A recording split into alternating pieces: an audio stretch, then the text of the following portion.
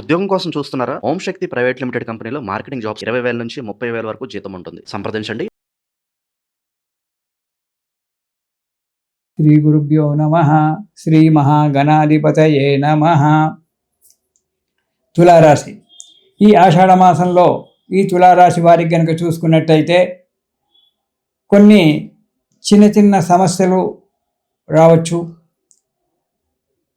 వచ్చినప్పటికైనా చాకచక్యంతో ప్రవర్తించి పనులన్నింటినీ కూడా చక్కదిద్దుకుంటారు. విదేశ ప్రయాణాలు చేయడానికి అనుకూలమైన ఒక వ్యాపారం ఉంది. మీరు ఇంతకుముందు నష్టపోయినటువంటి ఒక ధనము రాదు అని చెప్పి అనుకున్నటువంటి ఒక ధనము తిరిగి కొంత ధనం రావడానికి ఆస్కారం ఉంది. కుటుంబంపై శ్రద్ధ వహిస్తారు. అనుకూలమైన ఒక వాతావరణం ఏర్పడుతూ ఉంటుంది. స్థిరాస్తులు చరాస్తుల గురించి ప్రయత్నాలు చేయడము, ఉద్యోగస్తులకు మంచి ఉన్నతి లభించడం అనేటువంటి జరుగుతూ ఉంటుంది. నిరుద్యోగులకు ఉద్యోగం లభించడము, ప్రతి పనిలో ప్రోత్సాహకరంగా ఉండడం అనేటువంటి జరుగుతూ ఉంది. వివాహం కానిటువంటి వాళ్ళకు వివాహం గురించి ప్రయత్నం చేస్తే సఫలీకృతం కావడానికి మంచిగా ఉంది. ఆషాఢ మాసంలో పెండింగ్ కార్యక్రమాలందు సఫలమయ్యి వాటిని 10 మంది చేత, మీ ఆఫీసర్ల చేత, పెద్దల చేత మంచి బేష్ అని చెప్పి అనిపించుకోవడం జరుగుతుంది. 10 మంది చేత సంఘంలో గౌరవింపబడుతూ కాలాన్ని గడుపుతూ ఉంటారు. ఇక మొదటి వారం కనుక చూసుకున్నట్టయితే అనవసరమైనటువంటి ప్రయాణాలు చేసి ఆరోగ్యం దెబ్బతీసుకుంటారు మీరు. కాబట్టి ప్రయాణాల విషయంలో చాలా జాగ్రత్తగా ఉండండి. ఈ ప్రయాణం చేయాలా చేయవద్దా అనేటువంటి ఒక ఆలోచన చేస్తూ ప్రయాణాలు చేయండి. చిన్న చిన్న కలహాలు ఏర్పడము, డబ్బు నష్టపోవడము, ఇంట్లో పెద్దల చేత తిట్లు తినడము, అంటే చీవాట్లు తినడము, మానసికంగా కొంత ప్రశాంతత కోల్పోవడము జరుగుతూ ఉంది. ఇక రెండవ వారం కనుక చూసుకున్నట్టయితే ఉద్యోగ వ్యాపారాలు బాగానే ఉన్నప్పటికీ, ఆదాయం కూడా మంచిగానే ఉన్నప్పటికీ కొన్ని పనులలో ఆలస్యం జరగడం జరుగుతుంది. స్థానచలనం జరగడము, అంటే ఒక స్థలం నుంచి ఇంకో స్థలానికి మార్పు జరగడము, రుణ బాధల వల్ల కొన్ని ఇబ్బందులు పడడము అనేటువంటిది జరగడానికి ఆస్కారం ఉంది. జాగ్రత్త. ఇక మూడవ వారం కనుక చూసుకున్నట్టయితే చేసేటువంటి ఒక వృత్తిలో లేదా వ్యాపారంలో మంచి లాభసాటిగా ఉంటుంది. అనుకున్నటువంటి యొక్క సమయానికి మీకు ధనం చేతికి అందుతుంది. అలాగే మీరు అనుకున్నటువంటి ఒక సమయానికి కార్యక్రమాలు కూడా నిర్విఘ్నంగా కొనసాగుతాయి. నూతన గృహం గురించి ఆలోచించడము అనేటువంటిది జరుగుతూ ఉంటుంది. మానసికంగా శారీరకంగా నిలదొక్కుకోవడం అనేటువంటి జరుగుతూ ఉంటుంది. కాబట్టి జాగ్రత్తగా ఉంటూ కార్యక్రమాన్ని నెరవేర్చుకుంటుండాలి. ఇక నాలుగవ వారం కనుక చూసుకున్నట్టయితే చేసే పనులలో కొన్ని చిన్న చిన్న ఆటంకాలు రావచ్చు. అది సహజము. ఎందుకంటే ఏ పని చేసినా ఆటంకాలు లేకుండా కార్యక్రమం నడవదు. వస్తాయి. వచ్చినప్పటికీ కూడా ఆ కార్యక్రమాల ఆటంకాలు మీ బుద్ధి బలం చేత వాటిని తొలగించుకుంటారు. ఆ శక్తి మీ దగ్గర ఉంది. కానీ మోసపోవడం అనేటువంటి జరగడానికి ఆస్కారం ఉంది. ఈ విషయంలో చాలా జాగ్రత్తగా ఉండండి.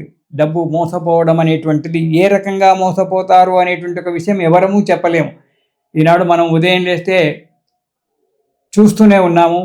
ఎంతోమంది ఎన్నో రకాలుగా మంచి విద్యావంతులు, ఆలోచనా శక్తివంతులు కూడా మోసపోతూ ఉన్నారు. కాబట్టి ఆ డబ్బు విషయంలో చాలా జాగ్రత్తగా ఉండండి. మోసపోవడానికి ఆస్కారం ఉంది కాబట్టి జాగ్రత్తగా ఉండండి. పెట్టుబడులు ఎక్కడా పెట్టకండి. అనుకోని సంఘటనలు ఏర్పడడం జరుగుతుంది.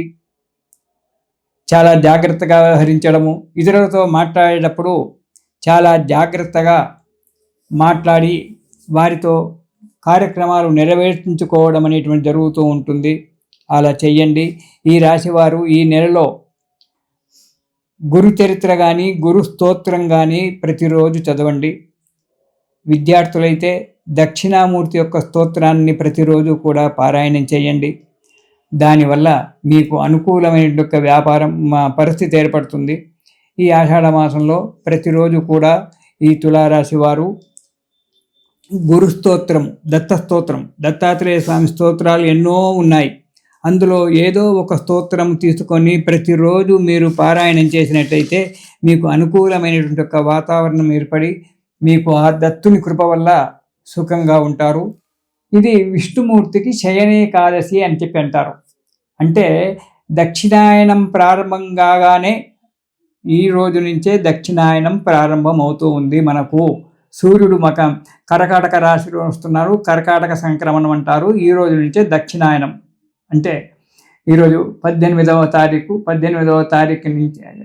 నుంచే మనకు ఈ రోజు నుంచే దక్షిణాయనం ప్రారంభమవుతుంది. ఈ దక్షిణాయనం ప్రారంభమైనటువంటి యొక్క మొదటి ఏకాదశి ఏదైతే ఉంటుందో సామాన్యంగా అది శయనేకాదశి. ఎప్పుడైతే దక్షిణాయనం ప్రారంభమవుతుందో అప్పుడు విష్ణుమూర్తి నిద్రపోతుంటాడు, పడుకుంటాడు. ఆయన పడుకుంటే ప్రపంచం నడుస్తుందా? అదేం కాదు. యోగ నిద్రలో ఉంటాడు. ఆ యోగ నిద్ర 4 గంటలు పడుకుంటాడు మహానుభావుడు. కార్తీక శుద్ధ ఏకాదశికి ఉత్తానేకాదశి అని పేరు. ఆ రోజు మేల్కొంటాడు. మార్గశిర మాసంలో వచ్చబడేటువంటి ఒక వైకుంఠ ఏకాదశి నాడు మనకు ఉత్తర ద్వారం నుంచి స్వామివారు దర్శనమిస్తారు. లేవగానే ఎంబడి దర్శనమివ్వడు స్వామివారు కార్తీక మాసంలో. ఆ ఉత్తానేకాదశి పక్క మించి లేస్తాడు.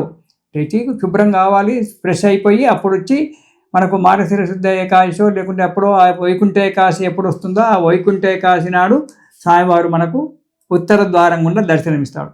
ఈ చాతుర్మాస్యాలు ప్రారంభమైనప్పటి నుంచి ఈ తొలి ఏకాదశి నాటి నుంచి విష్ణు పూజ చేసుకోవడం చాలా మంచిది. దేవతలంతా కూడా నిద్రపోతూ ఉంటారు. పూర్వకాలంలో అయితే ఈ దక్షిణాయనంలో ఏ కార్యక్రమాలు చేసేటువంటి వారు కాదు. చాలా మటుకు తప్పని పరిస్థితుల్లోనే చేసేవారు, భగవంతుడు నిద్రపోయినాడని చెప్పి.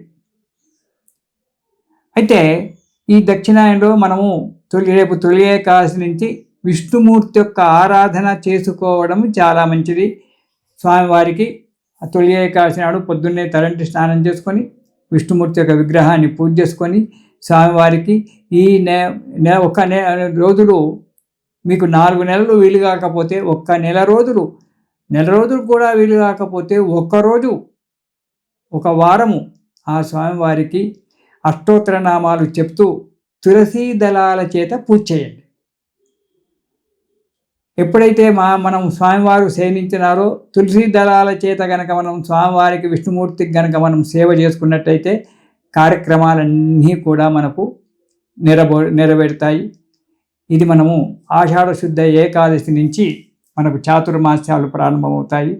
ఆ తర్వాత పౌర్ణిమ రోజు గురు పౌర్ణిమ అనేటువంటిది వస్తుంది. ఆ రోజు వ్యాస భగవానుడు పుట్టినరోజని కొందరంటారు, భారతం రాసిన రోజని కొందరంటారు. ఏది ఏమైనా ఆ రోజు స్వామివారికి ఆ వ్యాసమూర్తికి మనము పూజ చేసుకోవాలి. అన్నిటికంటే ముఖ్యమైనటువంటిది మన తెలంగాణలో పండుగ ఆషాఢ మాసంలో అందరికీ తెలుసు, బోనాల పండుగ. అంటే అమ్మవారు ఈ ఆషాఢ మాసంలో భూమి మీద తిరుగుతూ ఉంటుందట. ఆషాఢస్య ప్రథమ దివసే అని చెప్తుంటారు. భూమి మీద తిరుగుతూ ఉంటుంది కాబట్టి ఈమెకు ఈ ఆషాఢ మాసంలో భూమి అంతా కూడా పులకరించి ఉంటుంది. కాబట్టి ఆషాఢ మాసంలో అమ్మవారికి బోనము అంటే నైవేద్యం పెట్టడం అనేటువంటిది జరగాలి. ఆమె సంతోషపడుతుంది. భూమి మీదకి వచ్చింది కాబట్టి అమ్మవారు ఆమెకు ఈ ఆదివారము గురువారము ప్రతివారము ఎవరెవరి యొక్క సాంప్రదాయాలను బట్టి ఆ రోజు అమ్మవారికి పాయసాన్నము నైవేద్యం పెట్టి ఆమెను తృప్తిపరిచినట్టయితే సంవత్సరం అంతా కూడా మనం సుఖంగా ఉంటామని చెప్పి మన తెలంగాణలో ఉన్నటువంటి ఒక ముఖ్యమైనటువంటి ఒక ఆచారము. చాలా పెద్ద పండుగ ఇది, అమ్మవారి యొక్క పండుగ మన తెలంగాణ రాష్ట్రంలో. కాబట్టి అమ్మవారికి ఈ ఆషాఢ మాసంలో బోనం చేసి సంతోషంగా హాయిగా అమ్మవారి యొక్క కృప వల్ల సుఖంగా ఉందాము. తర్వాత తొలి ఏకాదశి, ఆ తర్వాత గురు పౌర్ణిమ, ఇలాంటి కార్యక్రమాలన్నీ కూడా చేసుకొని ఈ పండుగ నిలబెట్టుకుందాము. తిరిగి వచ్చే పండుగలు శ్రావణ మాసం నుంచి మనకు చాలా పెద్ద పండుగలు ప్రారంభమవుతుంటాయి. అప్పుడు కలుసుకుందాము. ఇది శుభం.